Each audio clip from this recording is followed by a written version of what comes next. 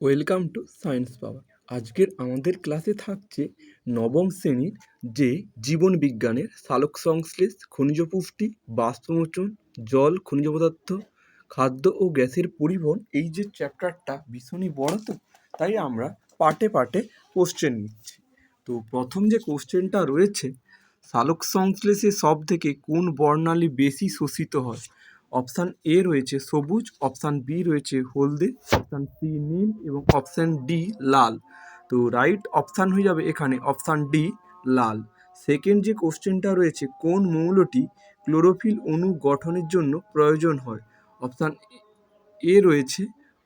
এ রয়েছে sodium, option B রয়েছে potassium, option C রয়েছে ক্যালসিয়াম, অপশান ডি রয়েছে ম্যাগনেসিয়াম। রাইট অ্যান্সার হয়ে যাবে option D magnesium.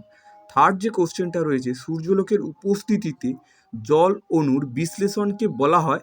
Option A hydrolysis, option B photolysis, option C glycolysis, option D electrolysis. তো right answer হয়ে যাবে option B photolysis. পরের যে কোশ্চেনটা রয়েছে 1.4, নিম্নের কোন খনিজ মৌলটি উদ্ভিদের কোষপ্রাচীর গঠনে সাহায্য করে? Option A calcium, option B magnesium, option C sodium এবং অপশান ডি কে মানে পটাশিয়াম। তো রাইট অ্যান্সার হয়ে যাবে অপশান এ ক্যালসিয়াম।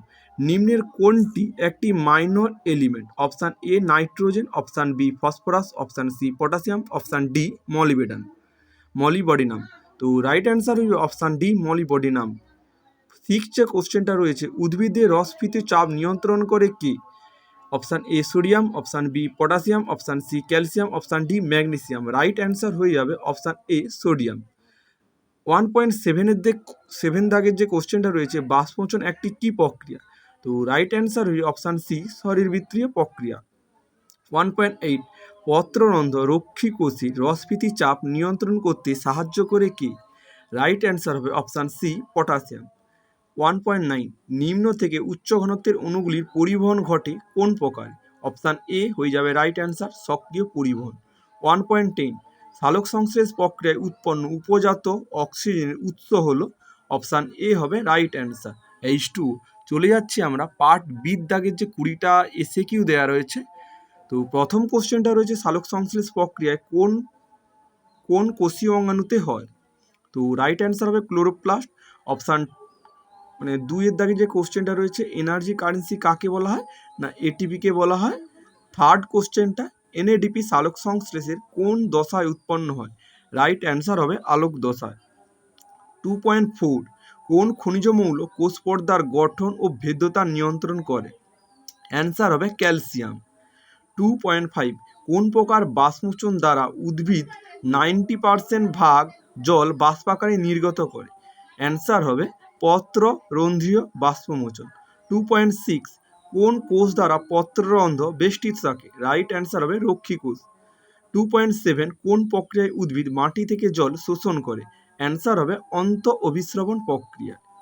2.8, সক্রিয় পরিবহনের উদাহরণ দাও।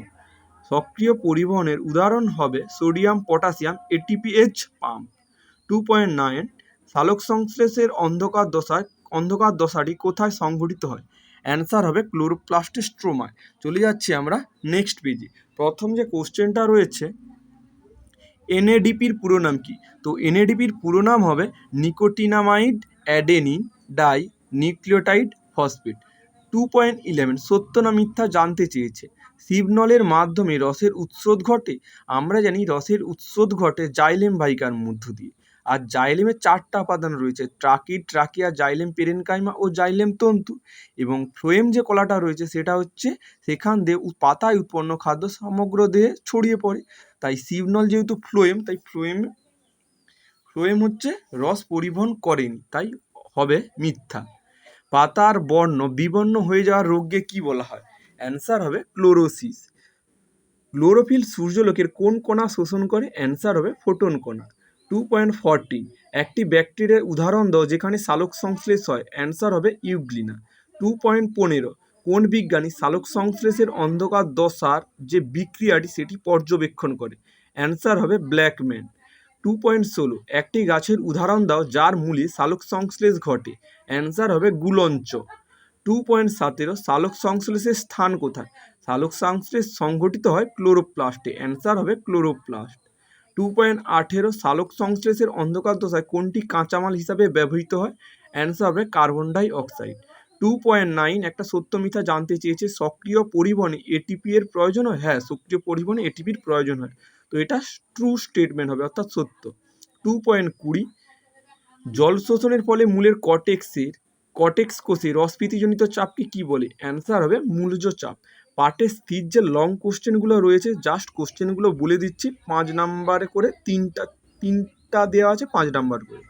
প্রথম যে ইম্পর্টেন্ট কোশ্চেনটা আমরা রেখেছি, সালোক সংশ্লেষের আলোক দশা কাকে বলে এবং প্রক্রিয়াটি সংক্ষেপে আলোচনা করে, এটা ভীষণই একটা ইম্পর্টেন্ট কোশ্চেন। অথবা যে কোশ্চেনটা রেখেছি, সালোক সংশ্লেষের অন্ধকার দশা কাকে বলে এবং অন্ধকার দশার প্রক্রিয়াগুলি সম্বন্ধে ধারণা দাও। এবং 3.2 যে কোশ্চেনটা রয়েছে, বাষ্পমোচন হার নিয়ন্ত্রণকারী শর্তগুলি সংক্ষেপে উল্লেখ করো। 3.3 যে কোশ্চেনটা রয়েছে, উদ্ভিদ কোষ থেকে কোষে পরিবহনে ব্যাপনের ভূমিকা লেখো। অথবা দেওয়া রয়েছে উদ্ভিদ দেহে অভিস্রবণের গুরুত্ব আলোচনা করে। এখানে 3টা কোশ্চেন ইম্পর্টেন্ট দেওয়া আছে, 5 নাম্বার করে ক্যারি করতেছে। চলে যাচ্ছি পার্ট ডি, যে পার্টটা রয়েছে 5টা রয়েছে 2 নাম্বার করে। সালোক সংশ্লেষকে জারণ বিজারণ প্রক্রিয়া বলার কারণ। এবং 4.2 দাগে যে কোশ্চেন, নিম্নলিখিত খনিজ মৌলগুলির কাজ লেখো। এ ম্যাগনেসিয়ামের কাজ লিখতে হবে, ক্যালসিয়ামের কাজ লিখতে হবে, লোহা বা আয়রনের কাজ লিখতে হবে, এবং ডি যেটা রয়েছে তামার কাজ লিখতে হবে। 4.3 স্বল্পমাত্রিক পরিপোষক বা মাইক্রোনিউট্রিয়েন্টস কাকে বলে এবং উদাহরণ দিতে জানতে চেয়েছে। 4.4 বাষ্পমোচনকে কেন প্রয়োজনীয় ক্ষতিকর বলা হয় এবং অথবা দাগে যে কোশ্চেনটা রয়েছে, বাষ্পমোচনের স্থানগুলি উল্লেখ করো। 4.5 দাগে যে কোশ্চেনটা রয়েছে, বাষ্পমোচনের সঙ্গে রসের উৎসের সম্পর্ক ব্যাখ্যা করো। তো এটাই গেল আমাদের সাবজেক্টে ভালো ভালো কোশ্চেনের তৈরি একটি ভালো সেট।